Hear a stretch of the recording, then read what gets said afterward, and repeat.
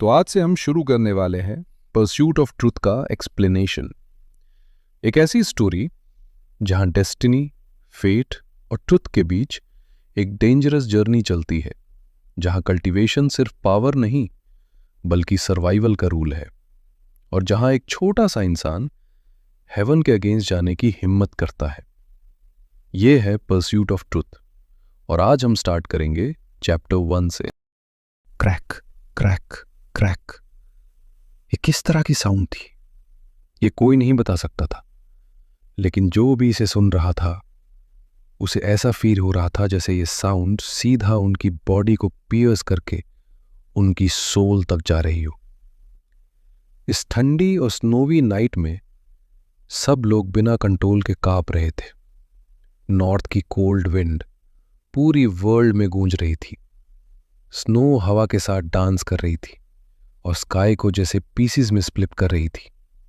Ground पर snow की layer पर लेयर जम चुकी थी। दूर से देखने पर ऐसा लग रहा था जैसे पूरी लैंड सिल्वर से कवर हो गई हो। ये एक डिसोलेट प्लेस था। टाइम मिडनाइट नहीं था बल्कि डस्क था, लेकिन स्काई इतना डार्क था जैसे नाइट हो। एक हैवी फीलिंग सबके चेस्ट पर दबाव डाल रही थी, जैसे सांस लेना मुश्किल हो गया हो। इस सिल्वर लैंड के बीच में एक ह्यूज आउटलाइन दिखाई दे रही थी। वो एक मजेस्टिक सिटी थी, और ऐसा लग रहा था जैसे कोई जायंट बीस्ट वहां आकर रुक गया हो। सिटी के सेंटर में एक टॉवरिंग ऑल्टर खड़ा था, पगोडा शेप में, 7 साइड्स वाला और पूरी तरह ब्लैक। वो क्लाउड्स को पियर्स कर रहा था और वॉयलेंट स्नो स्टॉर्म के बीच भी बिल्कुल स्टेबल खड़ा था। विंड जब ऑल्टर के पास से गुजर रही थी तो उसकी साउंड और ये क्रैक वाली साउंड आपस में मिक्स हो रही थी। एक रॉ प्रिमिटिव फीलिंग क्रिएट हो रही थी जिसमें एक स्ट्रेंज चार्म था। तभी ऑल्टर से एक वीक वॉइस सुनाई दी। क्या अभी भी होप है? क्या अभी भी होप है? ये वॉइस विंड के साथ मिक्स हो गई थी और क्लियरली सुनाई नहीं दे रही थी।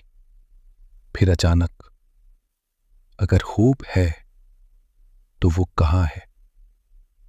अगर होप नहीं है तो मुझे ये दिखाया क्यों गया? ये वॉइस ऑलमोस्ट मेड हो चुकी थी और हिस्टेरिकल होकर स्काई में गूंज रही थी। ऑल्टर के नीचे काउंटलेस फिगर्स खड़े थे। उन्होंने वोवन रेनकोट्स पहने हुए थे। दूर से देखने पर उनकी नंबर हंड्रेड्स ऑफ थाउजेंड्स में थी, मेन और विमेन दोनों।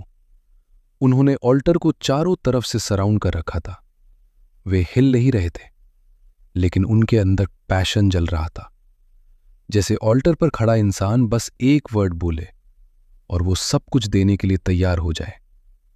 स्नो और हैवी हो गई। जब तुमने मुझे होप दिखाई है तो होप जरूर एग्जिस्ट करती है, लेकिन वो कहां है?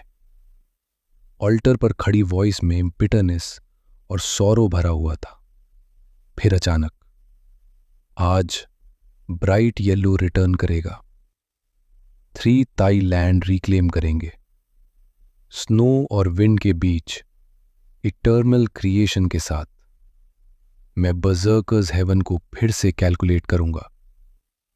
जैसे ही ये वर्ड्स बोले गए, स्काई का कलर चेंज होने लगा। सारी स्नोफ्लेक्स अचानक गिरना बंद हो गई, फिर रिवर्स होने लगी। हर डायरेक्शन से वे एक जगह गैदर होने लगी। हेवन और अर्थ ट्रेम्बल करने लगे। अब स्काई से स्नो गिर नहीं रही थी। सारी स्नोफ्लेक्स मिलकर एक ह्यूज स्नो कलर्ड ड्रैगन बन गई। एक स्नो ड्रैगन। जैसे ही ड्रैगन बना, उसने अपना हेड उठाया और एक दुख भरी रोर की, जिसे सुनकर सबके हार्ट ट्रेम्बल करने लगे। फिर ड्रैगन की बॉडी से ब्लड निकलने लगा, बहुत जल्दी। पूरे स्नो ड्रैगन का कलर बदल गया और वो एक ब्लड ड्रैगन बन गया। वो स्काई की तरफ चार्ज किया, जैसे एक शूटिंग स्टार। जैसे वो स्काई को तोड़कर एक होप का रास्ता खोलना चाहता हो। बूम! ऐसा लगा जैसे वो किसी इनविजिबल बैरियर से टकरा गया। वर्ल्ड ट्रेम्बल करने लगी। एक बजिंग साउंड हर तरफ फैल गई। ब्लड ड्रैगन ने दर्द से चीख मारी और उसका body layer by layer crumble होने लगा। उसी मोमेंट ऑल्टर के नीचे खड़े सभी लोग एक साथ मूव हुए। उन्होंने हैंड सील्स बनाए, अपनी टंग को बाइट किया और ब्लड स्पिट किया। वो ब्लड जैसे किसी पावर से कंट्रोल हो रहा हो, सी ऑफ ब्लड बनकर स्काई की तरफ गया और ब्लड ड्रैगन में मर्ज हो गया। ड्रैगन फिर से ऊपर गया, लेकिन इस बार भी वो खुद को बचा नहीं पाया। एक और लाउड रोर के साथ उसका बॉडी टूट गया और वो काउंटलेस ब्लड कलर्ड स्नोफ्लेक्स बनकर नीचे गिरने लगा। पूरी दुनिया रेड हो गई और उसी समय ड्रैगन के माउथ से एक वर्ड निकला, डेथ। ऑल्टर के टॉप पर एक ओल्ड मैन बैठा था, पर्पल रोब पहने हुए। उसका फेस रिंकल्स और स्पॉट से भरा था। उसकी आईज में कोई लाइट नहीं थी। वो ब्लाइंड था। उसके सामने एक कंप्लीट स्पाइन रखा था जो वाइट लाइट से शाइन कर रहा था। उसके राइट हैंड में एक स्टोन स्लिप थी जो 13 स्पाइन पर रुकी हुई थी। वो स्काई की तरफ देखता रहा, अपनी एम्प्टी आईज से, लंबे समय तक। फिर उसने धीरे से कहा, किंग ऑफ यू को बता देना कि मैंने अपनी पूरी कोशिश की। उसका हैंड फिर मूव हुआ। स्टोन स्लिप स्पाइन से टकराया। Crack, crack. उसकी वॉइस लोनली और टायर्ड थी। ग्रेट यू डायनेस्टी का एल्डर होते हुए भी तुम वो वर्ल्ड नहीं देख सकते जो मैं देख रहा हूं। तुम नहीं देख सकते। मैं बस होप करता हूं।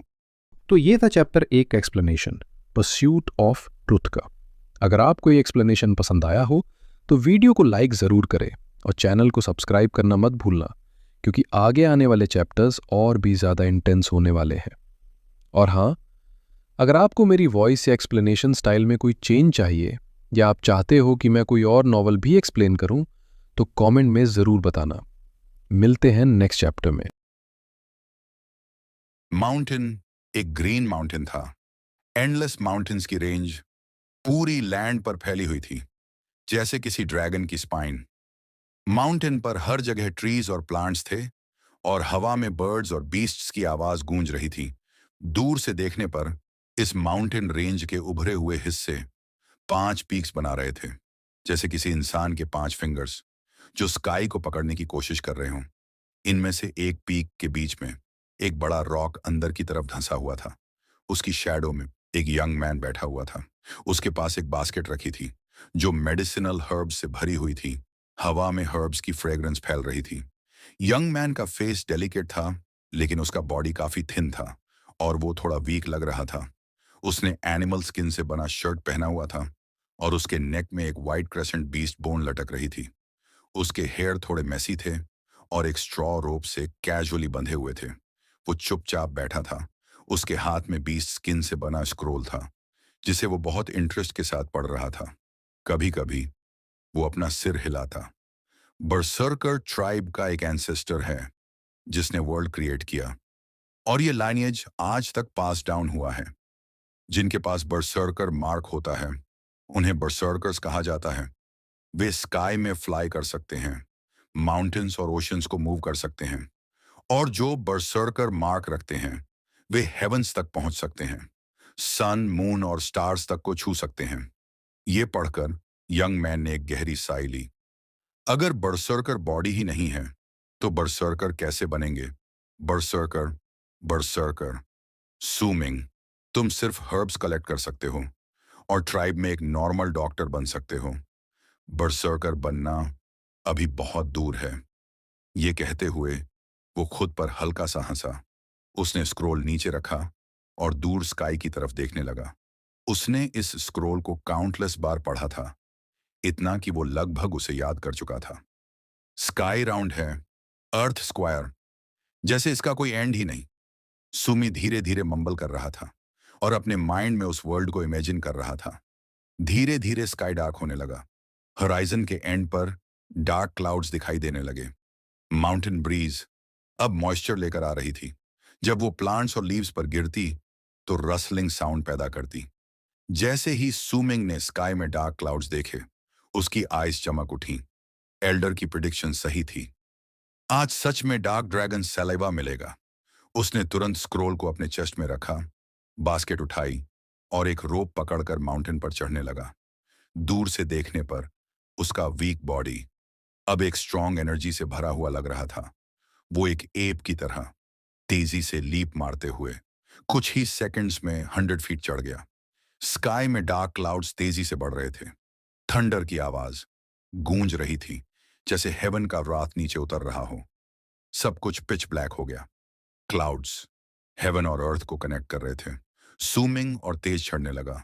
कुछ ही समय में वो माउंटेन के टॉप के पास पहुंच गया। वहां एक स्ट्रेंज रॉक था जिसमें फिस्ट साइज्ड होल्स थे और वो ऐसे दिख रहा था जैसे एक जायंट पाइथन का हेड जो माउंटेन में फ्यूज हो गया हो। उसके नीचे एक फंग जैसा रॉक था जो बाहर निकला हुआ था। ऐसा लग रहा था जैसे वो हवा में लटक रहा हो। सुमी ने रोप पकड़ी और अपने माउथ में एक स्मॉल बॉटल दबा ली। धीरे धीरे वो पोजीशन एडजस्ट करने लगा। फिर वो रुक गया और स्काई की तरफ देखने लगा। उसकी आईज में फोकस था। कुछ ही देर में डार्क क्लाउड्स पूरे स्काई में फैल गए। थंडर गूंजा। विंड इतनी तेज हो गई जैसे माउंटेन को उखाड़ देगी। सूमिंग के फिंगर्स रॉक पकड़ते पकड़ते वाइट हो गए, लेकिन वो हिला नहीं। उसकी आईज में सिर्फ डिटर्मिनेशन था। फिर हैवी रेन शुरू हो गई। पूरी दुनिया जैसे पानी के पर्दे में ढक गई। सूमिंग वहीं टिका रहा, कंप्लीटली सोक्ड, लेकिन उसकी नजर उस फैंग रॉक पर थी। धीरे धीरे उस रॉक से एक ब्लैक लिक्विड निकलने लगा जो रेन के साथ मिक्स होकर नीचे बहने लगा। सूमिंग की आईज में एक्साइटमेंट आ गया, लेकिन वो अभी भी वेट कर रहा था। कुछ समय बाद ब्लैक लिक्विड गोल्डन कलर में बदलने लगा। बस उसी मोमेंट सूमिंग मूव हुआ। उसने अपना हैंड छोड़ा और रोप के साथ स्विंग करते हुए तेजी से फैंग रॉक की तरफ गया। एक ही मोमेंट में वो रॉक के पास पहुंच गया। उसने बॉटल नीचे रखी और गोल्डन लिक्विड को कलेक्ट करने लगा, लेकिन तभी एक शार्प स्क्रीच सुनाई दी। स्ट्रेंज रॉक के होल्स से 4 से 5 ब्लैक सेंटीपीड्स बाहर निकले, जो आर्म जितने मोटे और 5 फुट लंबे थे। वे सीधे सुमिंग पर अटैक करने लगे, लेकिन सुमिंग पैनिक नहीं हुआ। उसने तुरंत रोप छोड़ी और नीचे गिरने लगा, अटैक अवॉइड करते हुए। शाओ होंग तभी एक रेड ब्लर उसकी तरफ आया, एक स्मॉल रेड मंकी जिसने उसे पकड़ लिया। दोनों सेफली नीचे आ गए। शाओ होंग, भागना पड़ेगा। इस बार मैंने ज्यादा डार्क ड्रैगन सलाइवा ले लिया। मंकी के हाथ में एक ब्लैक स्टोन था। वो उसे छुपाने लगा, लेकिन टाइम नहीं था। दोनों तुरंत नीचे उतरने लगे। पीछे से सेंटीपीड्स उनका पीछा कर रहे थे। मंकी गुस्से में चिल्ला रहा था, लेकिन सूमिंग कामली बोला, ड्रामा मत करो, सेम डील, हाफ तुम्हारा। मंकी तुरंत स्माइल कर दिया। दोनों माउंटेन से नीचे भागे और फॉरेस्ट में डिसअपियर हो गए। कुछ देर बाद सब नॉर्मल हो गया। शाम हो चुकी थी। दूर ट्राइब की फायरलाइट दिखाई दे रही थी। तुमने आधा पी लिया, फिर भी और चाहिए? सूमिंग हंस रहा था। मंकी थोड़ा हेजिटेट किया, फिर ब्लैक स्टोन उसे दे दिया।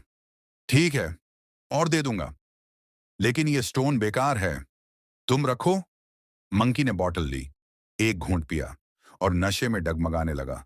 फिर वो स्टोन और बॉटल सूमिंग को देकर जंगल में गायब हो गया। सूमिंग ने बॉटल उठाई, स्माइल किया और उस ब्लैक स्टोन को देखने लगा।